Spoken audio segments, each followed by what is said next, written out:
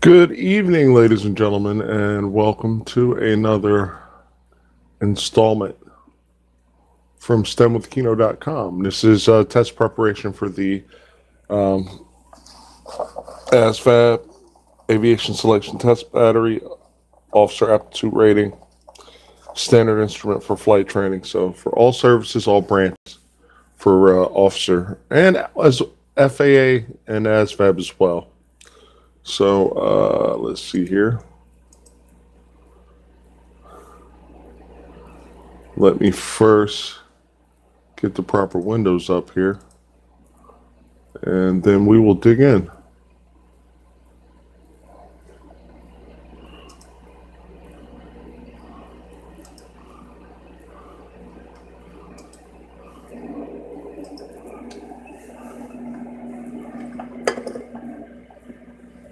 Okay, let's make the volume adjustment and let's dig in.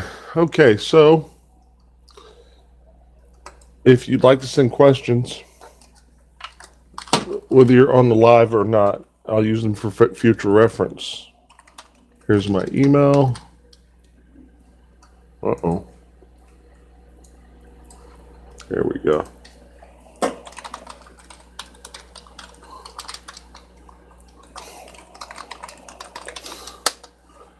Okay, so that is in the chat, my email, KIENOTHOMAS @gmail.com. Like I said before, you can send questions. You can take a photo with your smartphone, and you can send the questions in. And I apologize, we got started a little bit late, but we are here nonetheless. I do have a couple questions in queue right now. All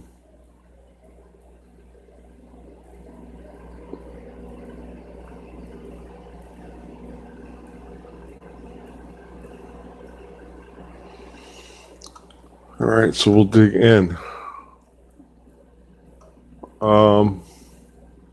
The first one we've done, but I'll do it again. And let's see here if I can't put this on the, no, I don't think it'll let me. Okay. This one concerns the, it's a word problem, and it is dealing with a couple of things. And like I said, anybody new to the room, if you're going to solve a word problem, you have to go line by line in diagram, and typically that will keep you out of trouble. You know what? Let me put this on this screen because if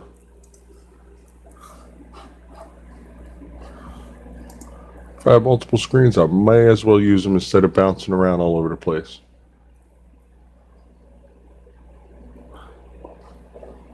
So basically, in this question, what we have, and I'll read it aloud. And I've done this maybe 3-4 times, but I don't mind showing you guys the process all over again. So, let's see. I was trying to see if I could transfer it on the live chat so you guys could actually see it. And if you guys hear my audio okay, please let me know. Just type in audio okay. And as soon as this little bugger gets going. Okay. An island is defended by a battery of coastal guns placed at the easternmost, thank you, TJ, easternmost point of the island, and it has these guns have a maximum range of 10 miles.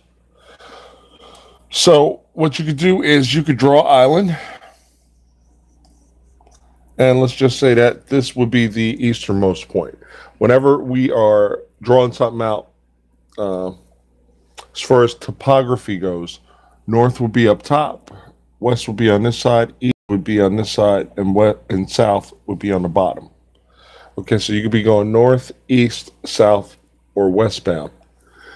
So these coastal guns are on the easternmost point of this island. So let's just say, let's draw ourselves some guns. This will be our battery of guns. And they have a maximum range of 10 miles. So basically, we could go out 10 miles and we could just draw like an arc. That will look something like this. All right. So this ring is 10 miles. Okay, what else does it say?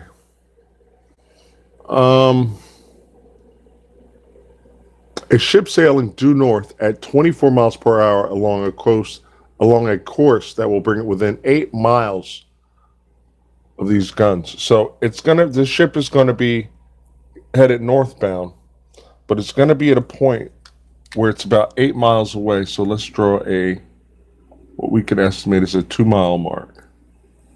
So this is gonna be the path of the ship that's traveling northbound. So the maximum range of the guns is 10 in green, but a ship is going to be sailing northbound on a course that's going to bring it within 8 miles. So we have 8 miles here. We have an additional 2 here that makes up the 10. All right. So assuming this ship will maintain a straight course and the same speed, it's traveling at 24 miles per hour. So let's say our boat is down here. And this little bugger is going to be going 24 miles per hour. MPH. All right. For approximately how long will the ship be in range of the coastal guns? So we have our straight line, and we're coming within that 10 nautical mile ring. All right. So I see 2 right triangles. Now, whenever I see a right triangle, anybody that's been with me, they know what I'm going to ask next. Is this a 3, 4, 5 triangle? And let's talk about our options while we're here. 15 minutes, 20 minutes, 25 minutes, and 30 minutes.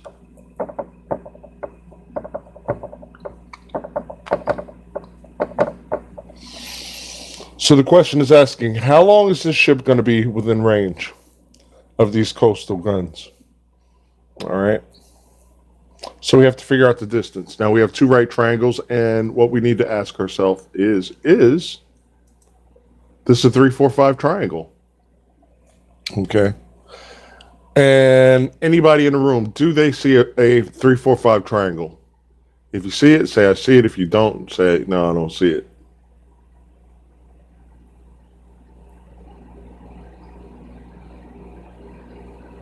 And I realize there is a delay. How about you, TJ? You see it?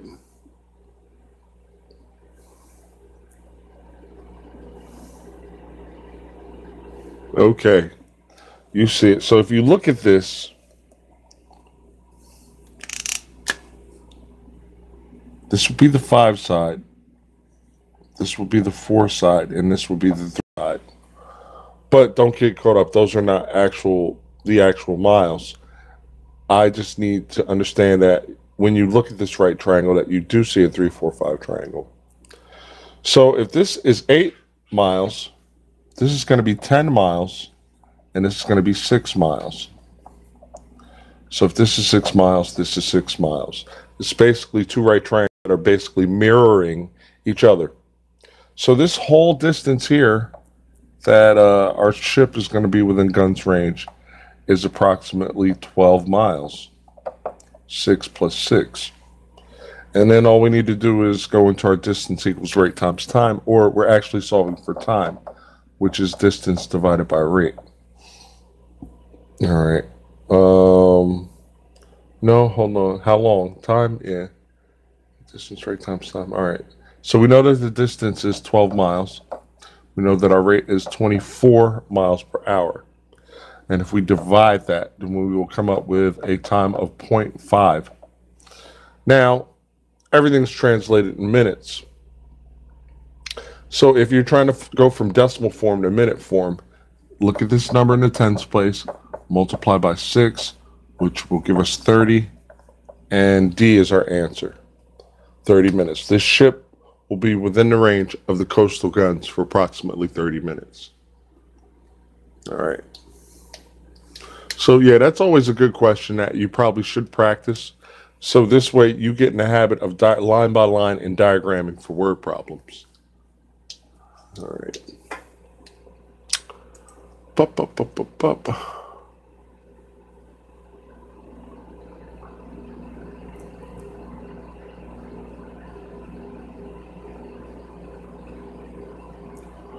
And you know what?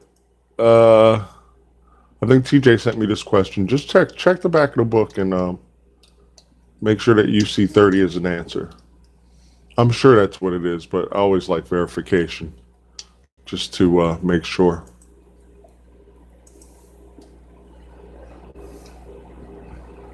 And then we'll get into our next question.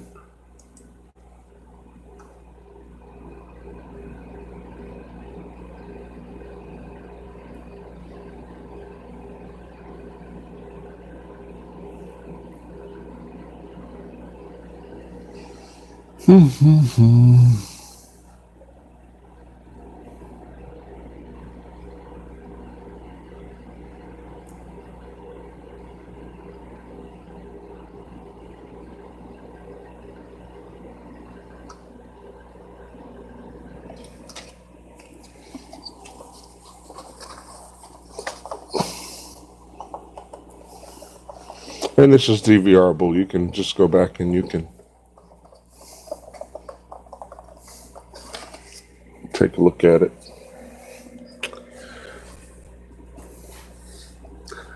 Now, our next question. If a distance is estimated at 150 feet, but it's really truly 140 feet, the percent of error in this estimate is what? All right. Never seen this question before, but I'm going to. All right. So we have an estimated distance of 150 feet, but it's actually 140 feet. All right. So what they're trying to do is find the percentage of error in our estimate. All right. So how far did we go off is the question. All right. 14. So our answers are 6 2/3%, 7.5%, 8%, 9%, and 10%. All right. So we want to know the percentage of error in our estimate. So what I would do is I would look at, I probably would use an is over of formula.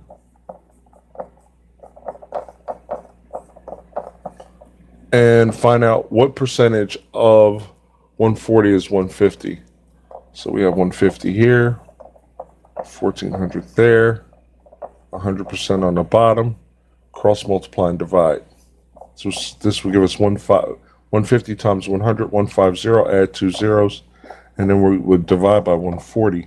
But I'm going to chop a 0 off. I'm going to get the same answer. 0, that's a 5, sorry. And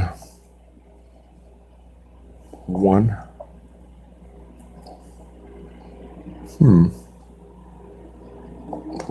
51 time. 1 0. Drop a 0. 100, 14 and a 100. I'm going to try 8. It's too big. 14, 7. 98. 107. 98. 2 drops. Decimal. Another 0 drops. 1. All right. So 150 is actually 7 and like 1/10. And the closest I could see is Bravo, which is the 7, and that's actually not 1/2, it's 1/7. The 0.1 tells me it's 1/10 off, and that's pretty much the closest estimate. So you would use your percent formula. Again, the question is, if a distance estimated at 150 feet, so that means we thought we had 150 feet of distance, is really 140 feet, the percent of error in this estimate is, and I would go with 7.5% by using the is or of formula. And let me get a clear if you see it. All right. That could probably be a typo. And I'm assuming you're talking about question number 1, TJ. I just saw your message.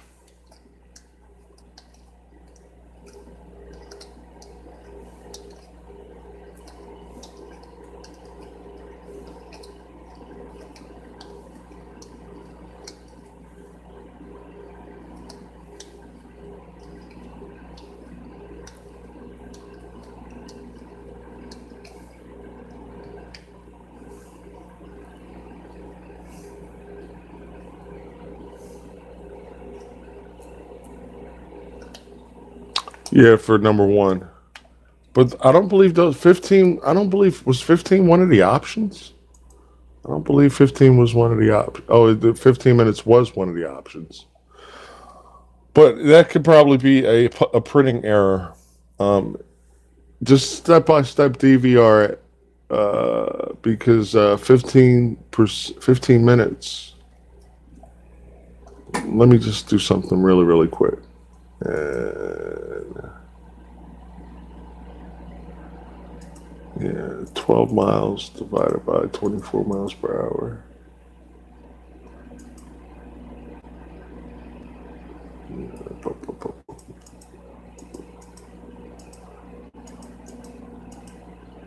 Yeah, 0.5, 30 minutes. Yeah, so just follow my process. I would stick with that answer. It's probably a printing error. Okay.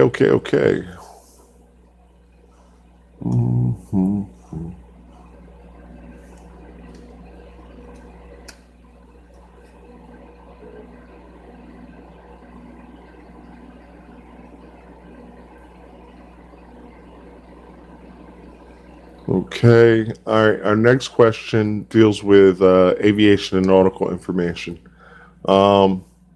Basically, what this question is asking is about the axes of rotation. And axes means more than one axis.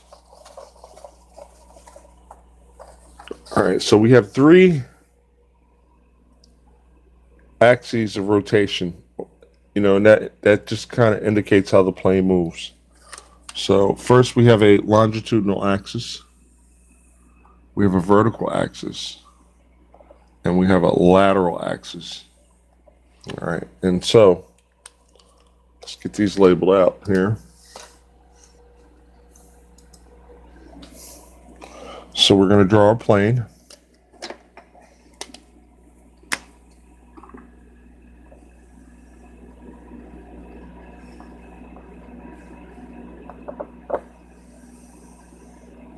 Here's a wing.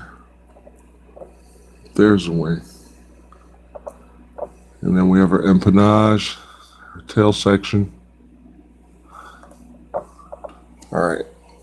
So, 3 axes of rotation. First one we'll talk about is the vertical.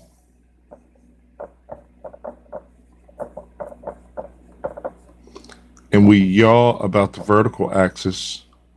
That is the movement about the vertical axis. It's like your car turning left and right. And the rudder provides that. So your rudder is going to be in your tail section. All right. The next one we'll talk about is the longitudinal.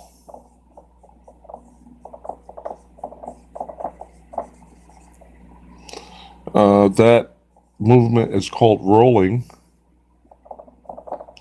and the ailerons are the primary control surface that... Actually, I should be going that way.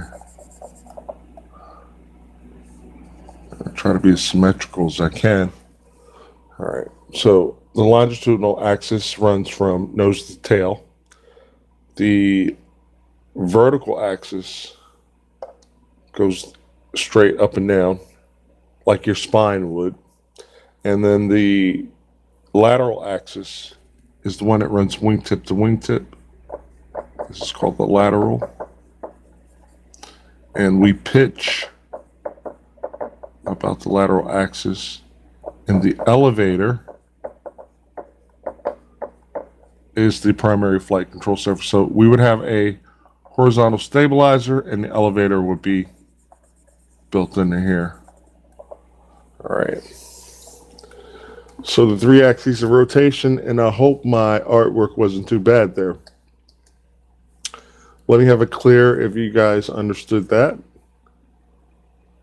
And I will be searching for another question in the meantime.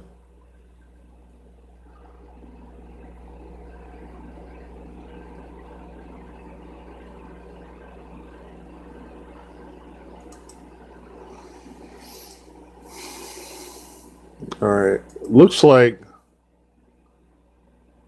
somebody was having an issue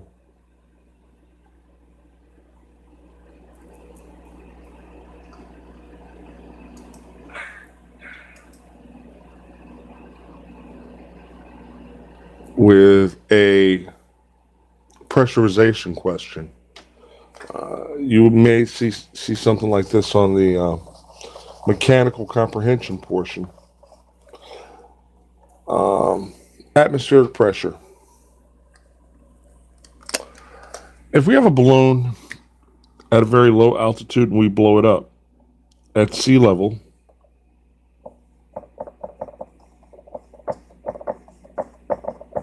screws in here a little loose, the balloon will be very small because the atmospheric pressure, say 14.7 pounds per square inch, is exerting itself on the outside of this balloon. All right, so a lot of pressure. But if we release it and we let it go, then less pressure is going to be exerted. The balloon will actually expand. So this same balloon at a higher altitude would expand because the pressure is weaker, exerting itself.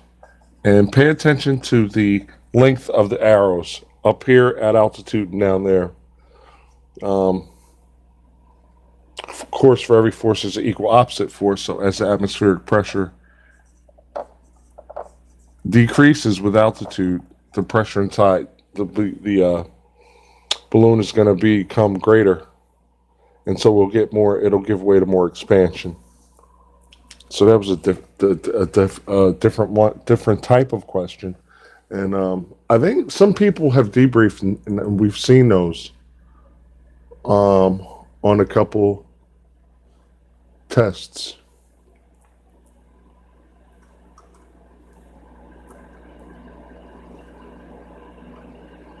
All right, give me a second, guys. I am just...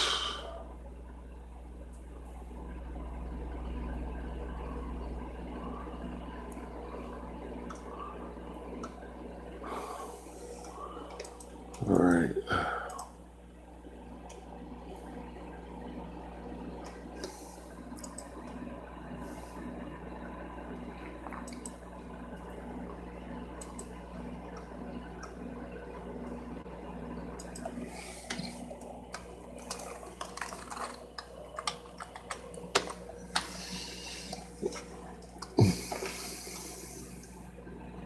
There was an interesting question that I got, and it deals with conversions, and you're going to have to... I thought it was interesting because a lot of people aren't really good with conversions, and so I'll talk about it. Let's see. Thought maybe I can copy that. No, we can't. All right, so it takes a runner 9 seconds to run a distance of 132 feet. And they're asking, what is the runner's speed in miles per hour? All right, so in this particular question, a runner runs 132 feet in 9 seconds. All right, so we got to kind of convert from feet per second to miles per hour. All right, so miles, distance, hour, time. So we kind of want distance over time in our final answer. All right, so we ran 132 feet in 9 seconds. So I'll put 132 in 9 seconds. We'll multiply that by, let's see, there's 3,600 seconds and 1 hour. And let's not forget our feet. We multiply, we'll say 1 mile equals 5,280 feet. Now, if we multiply the numerators across and multiply the denominators across, which we're going to do in a second here, we're going to see something very interesting. But we have to set this up in such a way that feet cancel out with feet, which they do, and miles stays. Seconds cancel out with seconds. So we're left with miles per hour. All right, so some might say 3,600 feet times 132.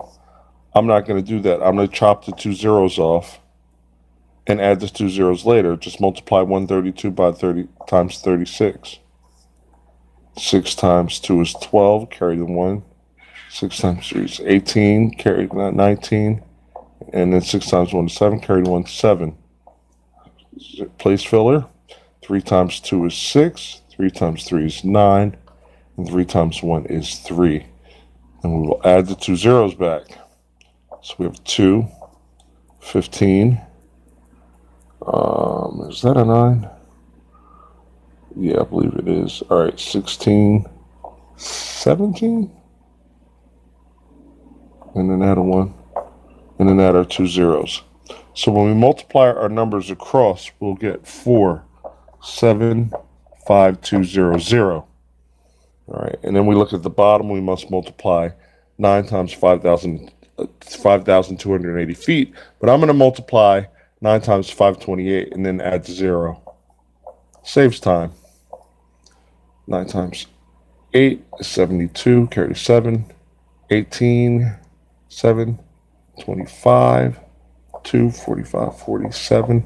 And then we'll add that 0 back that we left out. So we get 4, 7, 5, 2, 0. Now when we divide this, we're going to be left with 10.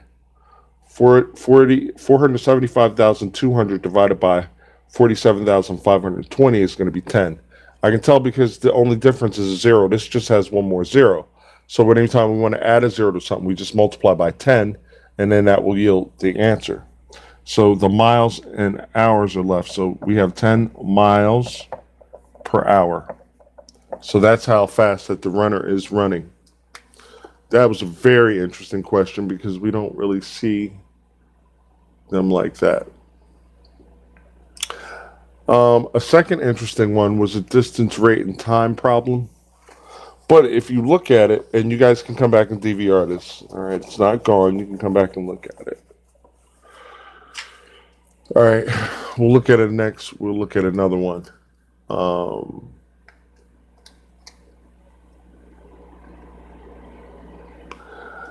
An aircraft is traveling 630 miles per hour. How many miles does it cover in 1,200 seconds? Again, an aircraft is traveling at 630 miles per hour. And the question is, how many miles does it cover in 1,200 seconds? All right, so we have to explore what is 1,200 seconds. Well, I do a lot of math, and I know that 1 hour is equal to 3,600 seconds. All right. So I'm looking at the number 36, and I'm like, okay, let's look at that. And we divide by 3. So 20 minutes is equal to 1,200 seconds. I didn't even look at the zeros. I just 3 12s equal 36. All right. So 20 minutes. So if that is the case, it's moving at 630 miles per hour in 1,200 seconds, which is 20 minutes. We just divide by 3. 630 divided by 3. 3 goes into 6 2 times. Get a 6. 0. We drop the 3. It goes into 3 1 time. That's when we add our 0, because 3, we got to finish it out. So our answer options were 180, 210 miles, 240 miles, and 280 miles, and 310.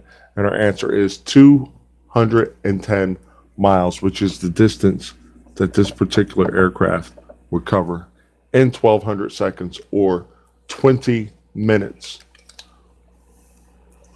I love distance, rate, time questions. That's how you really, really, really get to see, they bring out your I guess, if you would, you're kind of like you're calculating, or your ability to kind of transfer words into numbers, which I think is really, really good.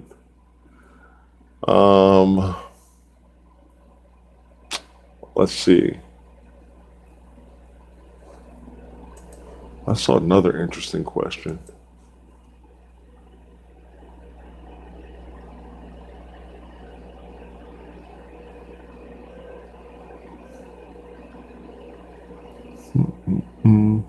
We talked about that one.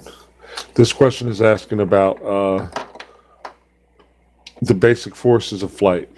And I've broken that down so many times. I'm not going to do that. Go back to my other live streams and you can see that. I'm trying to get like more newer information. Excuse me.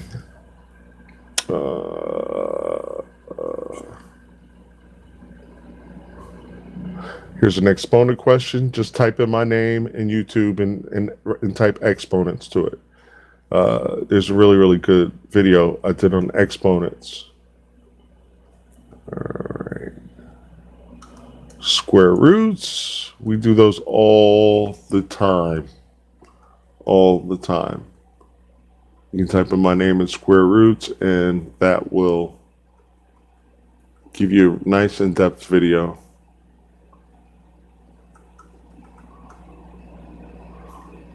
Oh wow, we don't get this often. This is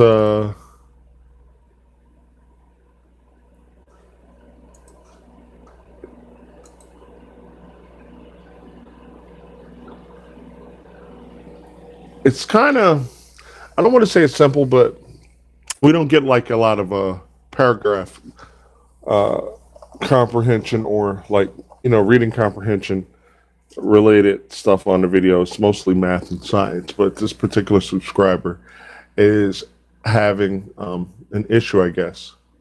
All right, and they're trying to figure out what is the best, since this is probably an ASVAB question, though. All right, so the sentence states that she can quickly make sense of psychological concepts. All right, and concepts is underlined. Now, what they'll do is they'll offer 4 to 5 words, and while this may be easy for some people, I don't want any like jokes or anything being cracked, because the whole purpose here is to learn.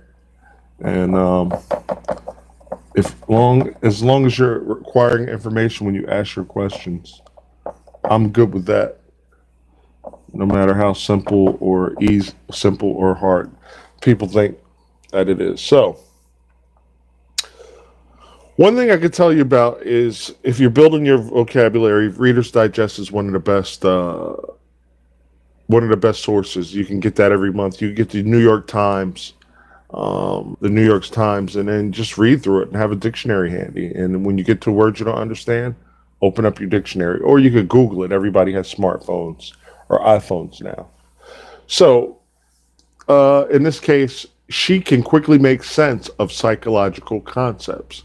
And our answer options are ideas, meetings, textbooks, or or profession. All right.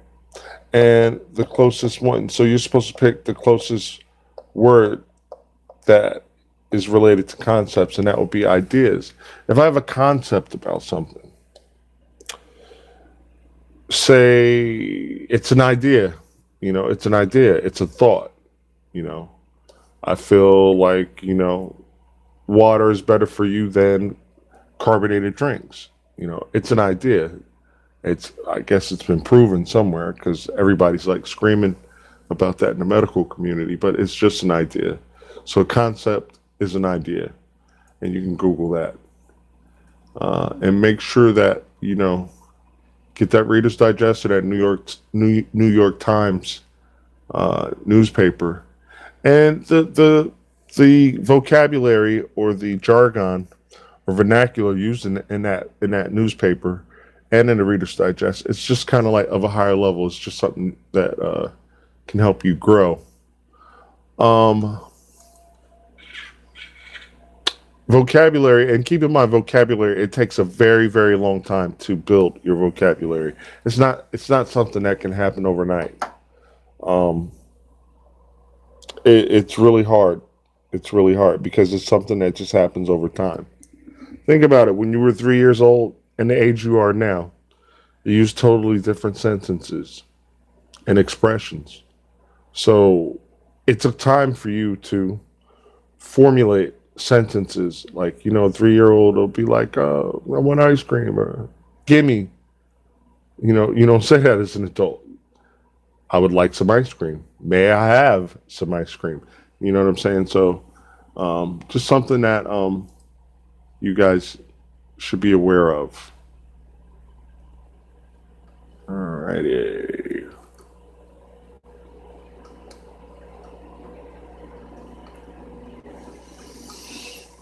And that's funny. We got like a lot of questions, so I guess a lot of people are like off work and whatever. And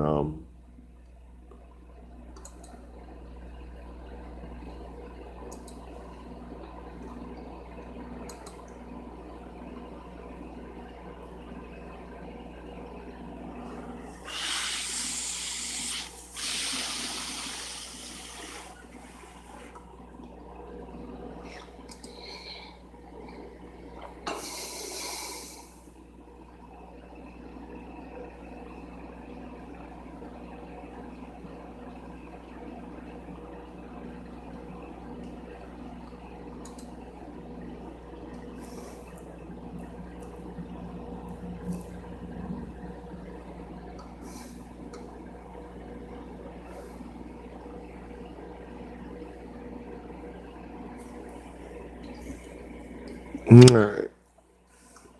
Now, some of these questions are they are really, really basic. And I'm really trying to like pull out some new concepts. Okay. Mechanical comprehension.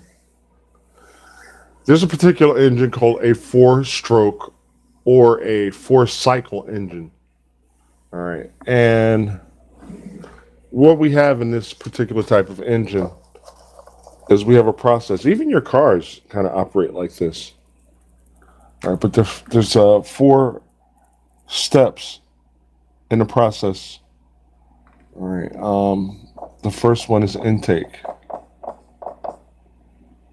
The next step is compression.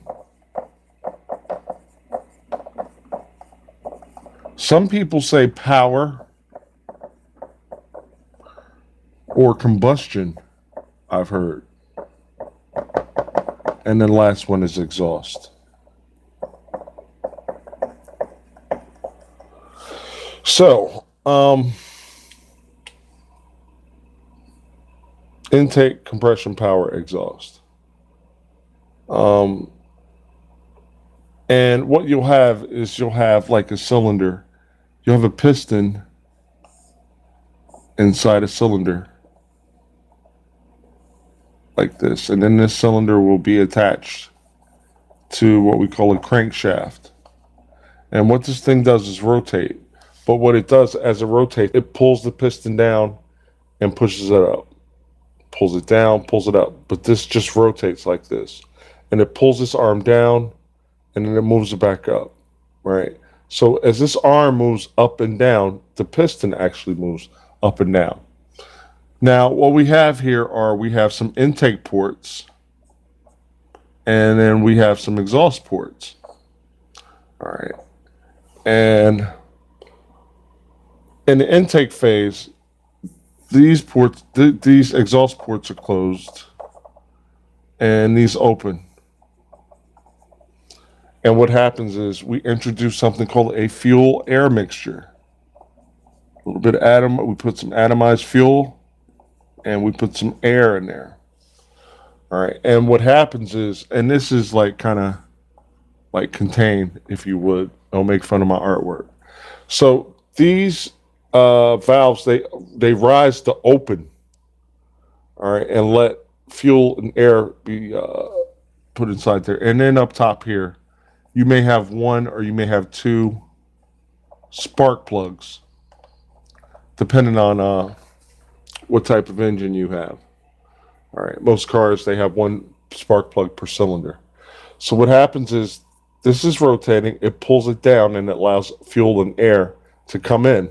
So it pulls the piston all the way down, and then these close. They trap in that fuel air mixture, and what happens is this arm comes back up. So what happens is the piston is coming back up. Boom. But what it is doing, it is compressing. It's compressing that fuel air mixture. So at this point, these valves will be closed. Everything will be closed up, and the piston will be rising up to compress that fuel air mixture. At a certain point in time, the spark plug is going to fire and then boom, make like a controlled explosion or detonation, if you would. And what it's also going to do is it's going to push the piston back down. All right. So at the power phase, the spark plug lights, the valves are closed. And then in the exhaust portion, what happens is that burnt fuel air mixture charge is going to be ejected. These valves open and they let out that fuel air mixture charge. So the proper sequence of the four-stroke engine cycle is intake, compression, power, and exhaust. All right. So that was like a good question.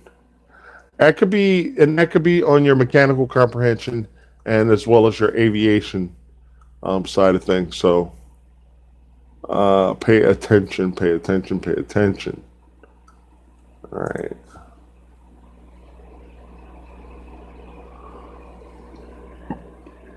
Okay, next question, and this will probably be our last one. All right, one of the reasons bacteria can be so deadly is because they multiply very quickly. E. coli has a doubling time of around 15 minutes. This means that if 100 bacteria are left alone for 2 hours, they will multiply to become how many? All right. So we're talking about E. coli, and all right. So I'll read the whole paragraph again. One of the reasons bacteria can be so deadly is because they multiply very quickly. E. coli has a doubling time of around 15 minutes. This means that if 100 bacteria are left alone and we don't do anything to them, what's going to happen when we how many are they going to multiply to in 2 hours? So again, it's a word problem. Diagram it, write it out. Write E. coli if you want. Doubling time 15 minutes.